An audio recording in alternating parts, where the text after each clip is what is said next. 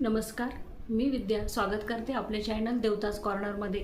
आजच्या व्हिडिओमधून आपण आता नवरात्री सुरू झालेली आहे आणि आजच्या व्हिडिओमधून आपण देवीची ओटी कशी भरायची आणि कुणी भरायची आणि केव्हा भरायची याची माहिती बघणार आहोत।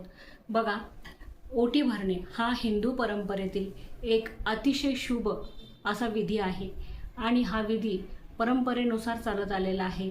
आपण बघा, आता जेव्हा आपल्याला देवीच्या नवरात्रामध्ये ओटी भरायची असते तेव्हा ही ओटी आपल्याला केव्हा भरायची असते तर तुम्ही केव्हाही ओटी भरू शकता। नवरात्रीच्या कोणत्याही दिवशी तुम्ही ओटी भरू शकता। कारण की बघा, बऱ्याच जणींना धकाधकीच्या ह्या जीवनामध्ये स्त्री वर्कर असो किंवा घरामध्ये काम करणारी असो, तिला बरेच कामे मागे असतात। म्हणून शक्य असेल तर त्याच वेळेस पाहिजे त्याच दिवशी तिला कोणी तिथे घेऊन जाईल मूळ ठिकाणावरती आणि ओटी भरणं होईल असं नाही। म्हणून तुम्ही प्रत्येक जणी आपल्या सवडीनुसार देवीची ओटी नवरात्रामध्ये कोणत्याही दिवशी भरली तरीही चालेल, त्याच्यामुळे मनामध्ये आणू नका। आणि जर तुम्हाला जिला शक्य होत असेल, जिला सवड मिळाली किंवा शक्य झालं, घेऊन गेले कोणीतरी, कारण कधी कधी स्त्रीला बघा बऱ्याच जणांची वाट बघावं लागते, घरामध्ये कामातून सवडी मिळवावं लागतात, तेव्हा तिचं त्या ठिकाणी जाणं होतं।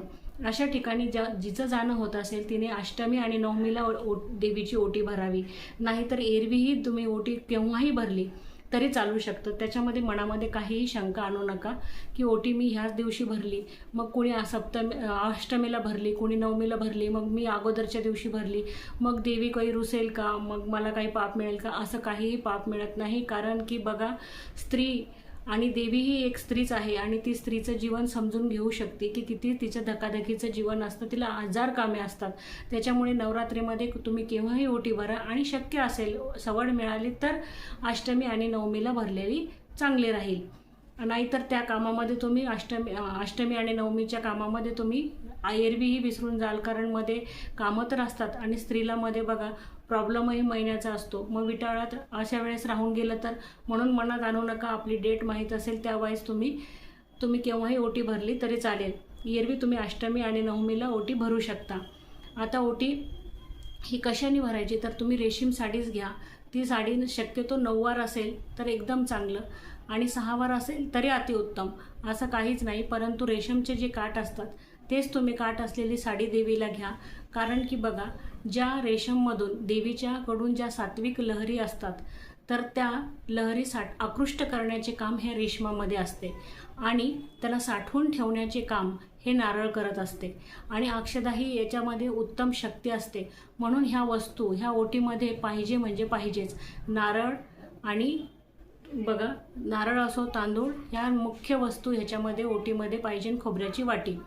तर तुम्हाला आता मी सर्वात प्रथम ओटी तर आपण बघितली की कशी भरायची म्हणजे केव्हा भरायची। आता ओटी कोण भरू शकतं तर ओटी बघा, सवाष्ण भरू शकते, सवाष्णही भरू शकते। आता तुम्ही म्हणाल की कुमारिका ओटी भरू शकते का तर नाही, कुमारिका बघा ओटी भरू शकत नाही। कारण की लग्न झालेल्या स्त्रियांची ओटी ही म्हणजे आपली ही गर्भपिशवी जी असते त्याच्यातून आपण एक मला घालत असतो आणि देवीशी आपली जी नाळ आहे ती देवीशी जोडल्या गेलेली असते आणि हे आपण लग्नानंतर हे कार्य करतो।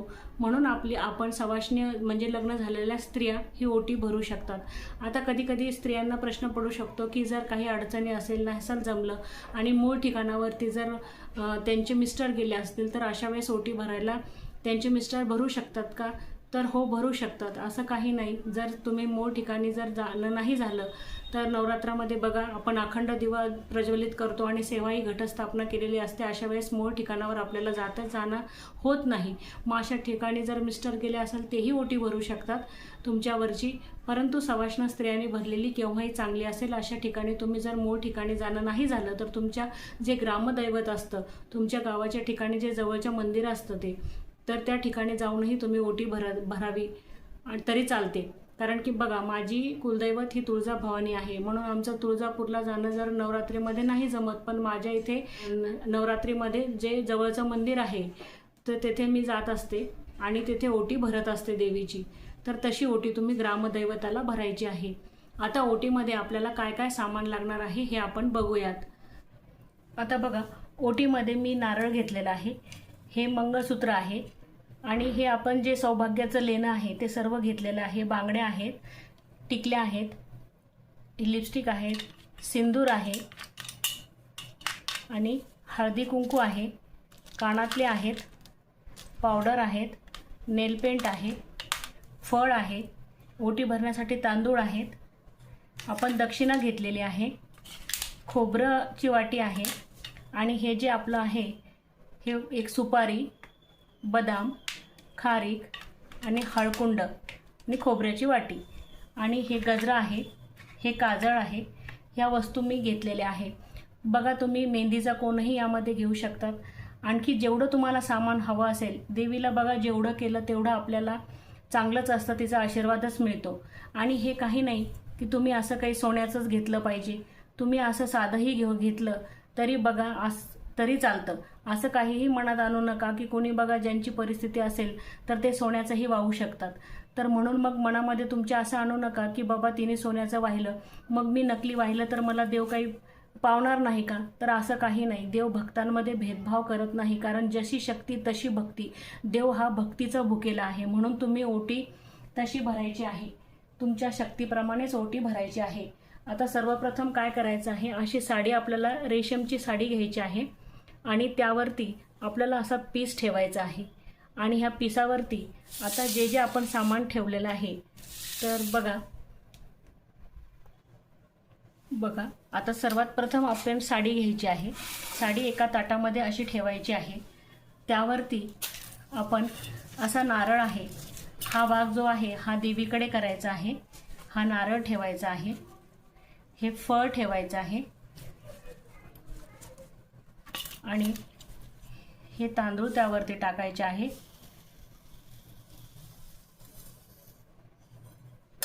आणि बघा जे शृंगाराचं सर्व सामान मी यावरती ठेवून घेते. हा मेहंदीचा कोन आहे, हा गजरा आहे, हे मणिमंगळसूत्र आहे, बघा पावडर आहे, नेल पेंट आहे, लिपस्टिक आहे, हे कानातले आहेत,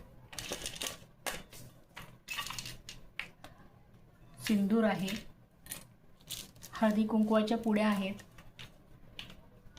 आणि हे जे सामान आपण आहे हे आहे, काजळ आहे, खोबऱ्याची वाटी आहे आणि दक्षिणा आहे आणि फूल आहे. आता हे सर्व मी ह्या ताटामध्ये ठेवून घेतलेलं आहे आणि ताटामधला आता आपण काय करायचं आहे तर हळदी कुंकू लावायचं आहे ताटाला.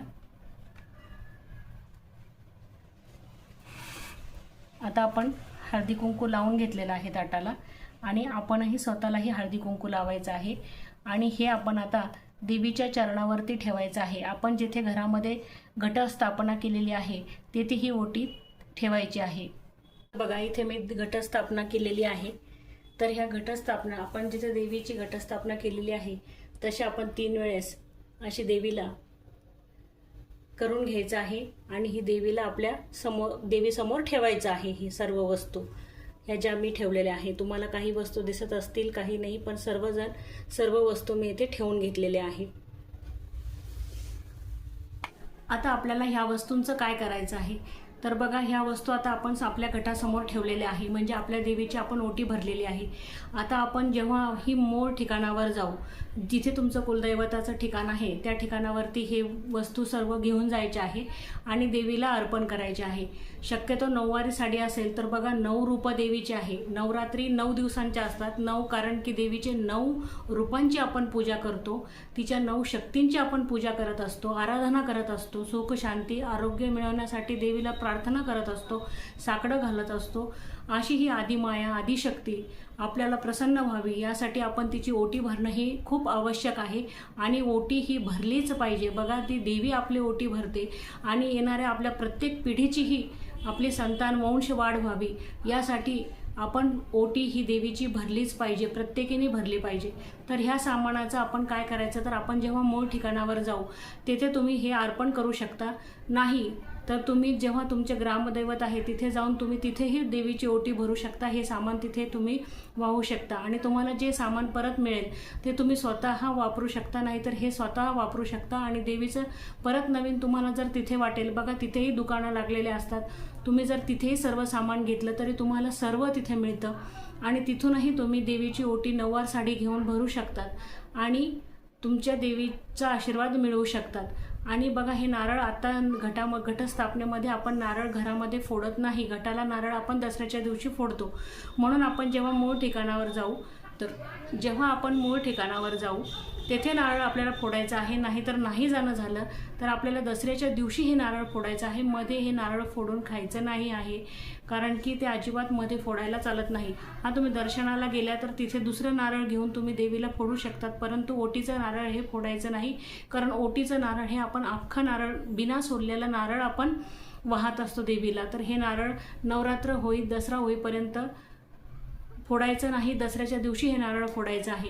बाकी तांदूळ बघा, तुम्ही आपण जर जायला उशीर असेल, आपलं वर्ष जाणं होत नाही, मुलांचे काही परीक्षा असतात, शाळा असतात, मिस्टरांच्या सुट्ट्या नसतात, अशा वेळेस आपण जर आपल्या कुलदैवताला जायला जर आपल्याला उशीर होत असेल तर अशा वेळेस आपण हे जे तांदूळ आहे ते स्वतः आपण वापरू शकतो। तुम्ही गोड खीर करून त्याची खाऊ शकता, मात्र ते गोड पदार्थांमध्येच तुम्ही त्याचा वापर करा, तिखट याच्यात वापर करू नका। आणि गोड नैवेद्य म्हणून तुम्ही खा। नारळ दसऱ्याच्या दिवशी फोडून त्याचाही तुम्ही काही बर्फी करून खा, नाहीतर तुम्ही वाटप्रसाद म्हणून घरातले सर्वजण त्याचं प्राशन करा तरी चालतं। अशी ही जशी ही ओटी आपल्याला कुलदैवताला सध्या इथे भरायची आहे आणि मग आपल्या ग्रामदैवताच्या तिथे जाऊन तुम्ही भरायची आहे, नाहीतर मूळ गावी जाऊन तुम्ही भरायची आहे। तर चला मैत्रिणींनो, अशी जेव्हा आपले हे ओटीचं आपल्याला सन्मान दिला बघा, सर्वात अगोदर आपण जेव्हा आपला साखरपुडा होतो तेव्हा सर्वात प्रथम आपली ओटी भरल्या जाते, तेव्हा आपल्याला किती आनंद होतो। आणि दुसरा आनंद आपल्याला लग्नानंतर प्रत्येक विवाहितेची माहेरावरून निघताना तिची आई तिची ओटी भरत असते। आपल्याला सवाष्णीला तसं निघू दिल्या जात नाही। फुलाच्या पाकळीनं जरी एवढं त्याच्यात सौंदर्य प्रसादाने आपण टाकत नसलो तरीही आपली समजा आपली तांदळाने का होत नाही आणि खोबऱ्याच्या वाटीनेही ओटी भरल्या जाते। आणि जेव्हा देवाकडून आपली खरोखर जेव्हा ओटी भरली जाते, जेव्हा आपण आई बनणार असतो, तेव्हा तर आपल्याला त्या आनंदाला आपली सीमाच नसते। तो आनंद गगनात मावेना असा होतो आपला। तो देवीचा आपल्याला प्रसाद असतो, खरा प्रसाद असतो। खरी ओटी आपली भरल्या जाते। म्हणून ही ओटी आपली कुळाची सगळ्यांचीच ओटी भरण्यासाठी आपल्याला आपल्या कुलदैवतेची ओटी ही आपल्याला भरायचीच आहे आणि तिचा आशीर्वाद आपल्याला मिळवायचाच आहे मैत्रिणींनो। तर बघा, ह्या नवरात्रीमध्ये तुम्हीही देवीची ओटी जरूर भरा। ओम ऐं ह्रीं क्लीं चामुंडाई विच्चे, ओम ऐं ह्रीं क्लीं चामुंडाई विच्चे या मंत्राचा जप तुम्ही जरी ओटी भरताना केला तरी चालेल, नाहीतर नाही आला, सगळ्यांनाच असं अवघड मंत्र म्हणता येईल बघा असंही नाही। त्यामुळे मनामध्ये काही आणू नका, सरळ आपल्या कुलदैवतेचं नाव घ्या। जसं माझ्या कुलदैवतेचं तुळजाभवानी आहे आणि तुळजाभवानी माता की जय, तुळजाभवानी माता की जय, तुळजाभवानी माता की जय असं म्हणून तुम्ही ओटी भरली आणि तिची आराधना केली तरीही चालतं। आणि साधी सोपी भाषेत आपल्याला म्हणायचं आहे, देव हा भावनेचा भुकेला आहे, भक्तीचा भुकेला आहे। त्याच्यामुळे आपण कोणत्या भाषेत म्हणतो किंवा आपल्याला मंत्र येतात की नाही येतात ते देव बघत नसतो। त्यामुळे साधी आणि सोपी अशी ओटी आपल्याला भरायची आहे, पण ओटी मात्र नक्की भरायची आहे। मान ओटीचा आहे।